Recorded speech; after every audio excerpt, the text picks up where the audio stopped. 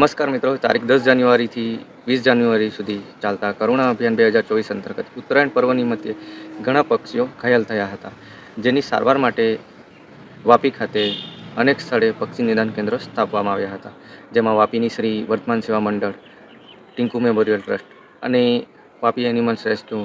જેવી સેવાભાવી સંસ્થાઓ દ્વારા લગભગ આજ સુધી 70થી પણ વધુ પક્ષીઓને અત્યાર સુધી રેસ્ક્યુ કરી સારવાર કરવામાં આવી હતી. રેસ્ક્યુ કરાયેલા પક્ષીઓમાં કબૂતર, ઘુવડ, ભોલા, અર્દુલ જેવા પક્ષીઓ સારવાર હેઠળ આવ્યા હતા. સામાન્ય ઈજા ધરાવતા પક્ષીઓને 1-2 દિવસ રાખી તેમને રેસ્ક્યુ કરેલ સ્થળે ફરી મુક્ત કરી દેવામાં આવ્યા હતા અને મોટાભાગે જે પક્ષીઓ ગંભીર રીતે ઘાયલ થયા હતા તે સારવાર હેઠળ નિદાન કેન્દ્ર ખાતે રાખવામાં આવ્યા હતા, જેમાં ખૂબ જ ગંભીર રીતે ઘાયલ થયેલ પક્ષીઓને ખડકી ખાતે આવેલ ટિંકુ મેમોરિયલ ટ્રસ્ટ ખાતે